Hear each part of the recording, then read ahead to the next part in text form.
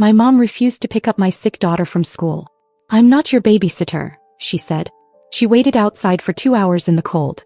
I didn't argue. I just did something quiet. 3 days later the calls started, crying, begging, panicking. Last winter I got a call from my daughter's school around 1:30 p.m. Fever, chills, throwing up. I was in the middle of a client meeting that had taken 2 weeks to schedule, and I knew I couldn't leave. I had never asked my mom for anything big, not since I'd moved out at 19. But that day I made an exception. I called her and asked if she could pick up Lily. The school was 10 minutes from her house. I explained everything, how sick Lily was, how I was stuck until 3, how all she needed to do was pick her up and keep her warm at her place for a bit until I got there. I even offered to bring groceries over the next day or pay her back for gas. He cut me off. "I'm not your babysitter." That's all she said. Not even a sorry. Then she hung up. It wasn't the first time she acted cold, but it was the first time it hurt someone other than me. Lily is 7. She's never asked anyone for much. She had the flu and she was scared. The nurse had to leave early that day, so they moved her to the front office. Then the receptionist said she couldn't stay there either. Too many germs. So they told her to wait by the front entrance until someone came. I didn't know that part until later. When I pulled up, Lily was sitting outside on the concrete bench, hugging her backpack like it could warm her. Her coat was zipped up to her chin, but she was still shivering. Her cheeks were red from the cold, but not from fever. Her eyes were glassy. She looked like she'd given up waiting for anyone else. She didn't even cry when she saw me.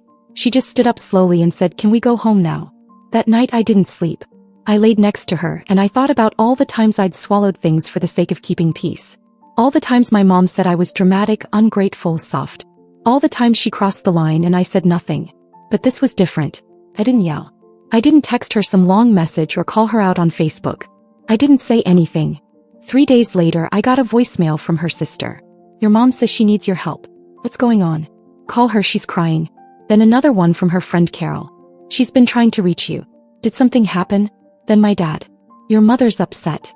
Can you please act like an adult and talk to her?" I still hadn't said a word. But by then something small had already started. Something quiet. I wasn't done. It was late February when my mom ran into us at Target. I hadn't planned it. I never took Lily to the one near their neighborhood, but that Saturday Carol had invited us over to bake cupcakes, and Lily wanted to get pink frosting and little candy hearts. We were in the baking aisle when I heard my mom say Lily's name. Lily turned around and smiled, but not the way she used to. It was a polite smile, not excited, not rushed. Just polite. My mom bent down, arms open, but Lily didn't move. She said hi, then turned back to look at the shelf. I didn't say anything either. I just waited. She stood up slowly and asked what we were doing there. I said we were on our way to Carol's. That Carol invited us for baking day. She blinked like she didn't understand the sentence. "Carol, why would she?" Then she stopped, and I watched it hit her. I could see the math happening in her head. All the weekends we skipped dinner. All the ignored texts. The silence. And now this. Her granddaughter calling someone else Nana. She asked if she could come with us. I said no. Her voice got louder. He said this was petty. Said she didn't deserve this kind of treatment. That I was punishing her over nothing. I didn't answer. I turned to Lily and asked if she found the frosting she wanted. She nodded and dropped it in the cart. Then I walked past my mom and didn't look back. That night she left 4 voicemails. One of them she was crying. One of them she sounded angry. One of them she begged. She said she missed Lily. That she was sorry if she came off the wrong way. That she didn't realize how serious I was about all this. But I knew she wasn't sorry about what she did.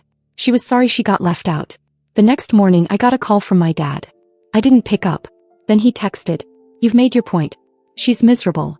What do you want from her?" I didn't reply. Because I already had what I wanted. He was finally feeling it.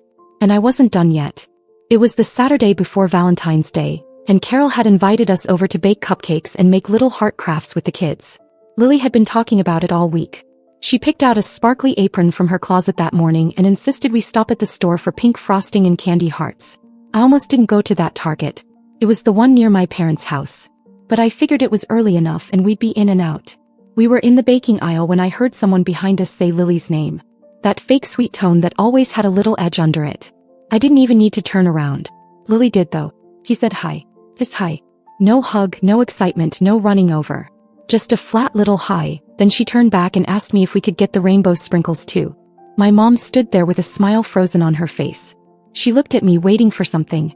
I said nothing. I picked up a bag of flour and pretended to compare it to another brand. She asked what we were doing there. I told her we were on our way to Carol's baking day. She blinked like I'd spoken another language. Carol, why are you going to Carol's? I said nothing. She laughed a little and said she could come too. That she hadn't seen Lily in a while and it would be good to catch up. I didn't even pretend to consider it. I just said no, you're not invited. That was it. And she didn't know what to do with it. Her smile dropped. She asked if this was really still about the school thing. That she hadn't realized I was going to drag it out this long. She kept saying how it wasn't a big deal, that everyone was overreacting, that she didn't mean anything by it. Lily, completely unaware of the tension, was still comparing sprinkle jars. I leaned down and asked if she was ready. She nodded. As we walked away, I could feel my mom staring after us. She didn't say anything else. But I knew it wasn't over. That night, the voicemails started again. 4 in a row. One where she cried. One where she said I was cruel. One where she said she didn't even remember what she'd done wrong. And one where she begged to talk to Lily.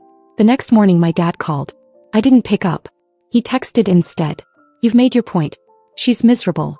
What do you want from her? I stared at the message for a long time. I didn't write back. Because it was never about making a point. It was about proving something I'd tried to ignore for years. That she had never really cared for Lily the way she pretended to. That when it counted, she saw her as my problem, not her granddaughter. But now that someone else was stepping up, someone who wasn't related by blood, someone who didn't owe anything to Lily, it was starting to eat her alive. And the best part? I hadn't yelled. I hadn't argued. I hadn't made a scene. I just disappeared. And I wasn't done yet. By the end of February, I was already used to ignoring their calls. My mom had switched from angry to emotional and then to guilt-tripping. My dad stuck to his usual strategy, pretending none of it was happening. And Lily? She didn't even ask about them anymore. Then something unexpected happened. I got a letter in the mail. A formal one. Thick cream paper, expensive envelope. From my parents' attorney. I almost tossed it, but curiosity got me. It was a notice. My mom and dad had updated their will. Apparently, I was no longer the executor. That job now belonged to my cousin Rachel. The one who once called Lily a drama queen for crying at her 5th birthday party when someone popped her balloon. I read it twice, laughed once, then set it down. It was the most transparent move yet. They wanted me to feel cut out. Like I was being punished. But it felt like a relief. 3 days later, Lily's birthday came around. She wanted to have it at the trampoline park. Just a few friends from school, some pizza, nothing over the top. Carol helped organize everything. She even made the cake, chocolate with raspberry layers. I didn't invite my parents. Not because I wanted to make a statement, but because it didn't even occur to me. That's how far gone it already was. But they came anyway. I saw them walk in right as we lit the candles. They stood by the door holding a gift bag and a camera. My mom had on that bright lipstick she only wears when she's trying too hard. My dad looked like he didn't even want to be there. Lily saw them. Her face didn't change. She leaned over and whispered to me, I don't want to open their gift. I nodded. We blew out the candles. Moved on. They stood there through the whole party like awkward guests at a wedding they weren't invited to. When it ended, they came over and tried to hug Lily. She stepped behind me and waved instead. My mom handed me the gift bag and said, I hope you're proud of what you've done. I said, you came to a child's party uninvited and are now blaming the child. That's impressive. She didn't say another word. I gave the gift bag to Carol. Told her to toss it or donate it. She didn't even ask questions. Just nodded and set it aside like she already knew. That night, I got another text from my dad. You're hurting your mother. This has gone too far. That's when I realized something important. They still thought this was about them. They hadn't even considered that maybe this was about Lily. About what she needed. About how she'd been left in the cold, literally, and now wanted nothing to do with the people who didn't come for her when it mattered. They thought this was some stunt. Tantrum. They didn't realize this wasn't punishment. It was protection. And things were about to get even colder for them. March came in hard that year. Cold, icy, relentless. One Thursday night just before midnight, my phone lit up with a call from my dad. I let it ring. A minute later, a text came through. Power's out. Your mom slipped on the porch. I can't get the car out. Can you come help? I stared at the screen for a long time. I could picture their driveway. Steep, poorly shoveled, exactly the kind of thing my mom always refused help with. She'd once told me she didn't need a man with a truck to do what she could do herself. She was like that. Until it didn't work out. I texted back one word. No. No follow-up. No explanation. I turned my phone face down and went back to bed. In the morning, there were 7 missed calls and 2 voicemails. One from my dad sounding frantic. One from my mom crying. I didn't listen to either. I called Carol instead and asked if she wanted to take Lily to the kids' museum that day. We made a whole thing of it. Pancakes, crafts, a movie. Lily laughed so hard at one point she got hiccups. She never asked where Grandma was. Later that week I heard from Rachel, the cousin from the will. She called to say my mom had fractured her wrist and my dad had thrown his back out trying to help her. She said they were both home, miserable, and apparently still without power for 2 days because the pipes froze and then burst. She said maybe I should consider being the bigger person. I told her I already had. That's why I was keeping Lily away. Then came the email. Long rambling. My mom had never been good at apologizing and it showed. She didn't say she was wrong. She said she understood why I was upset. She said she missed us. That she was sorry things had gotten so out of hand. That family should stick together. That she didn't know how we'd gotten here. I almost laughed. I didn't reply. That Saturday, Carol and I took Lily to a small town an hour away for a craft fair. On the way back, we passed a black SUV on the side of the road. Hazard lights blinking. My stomach dropped. It was my dad's car. I slowed down for a second. Enough to confirm it was them. Then I kept driving. Carol looked at me but didn't say a word. I didn't feel good about it. Not proud. Not triumphant. Just done. They'd finally been left out in the cold the way Lily was that day on the school steps. Only this time it wasn't a bench in front of a building. It was life. And I wasn't going to come pick them up this time. But even as I told myself it was justified, something in me shifted. Not guilt exactly. Something else. Because revenge doesn't heal. It only stops the bleeding. And I was starting to wonder if maybe it was time to actually mend something. For Lily. For me. Just not yet. It was sometime in early April when Lily drew that picture.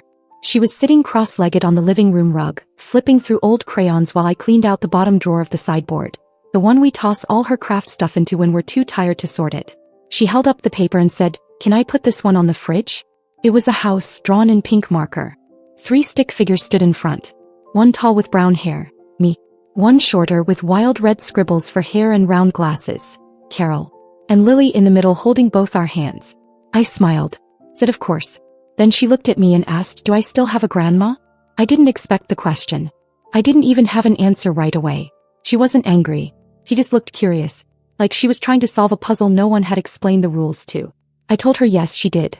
But things were complicated. She said maybe she forgot how to be nice. Then she stuck the drawing on the fridge next to the one of a dinosaur with a birthday hat and skipped off to get juice. I stood there staring at that paper longer than I should have. The truth is, I'd been so focused on making a point I forgot what Lily was seeing through all this. In my effort to protect her, I'd also erased parts of her story without asking if she was ready for that. Maybe she wasn't. Maybe I wasn't either.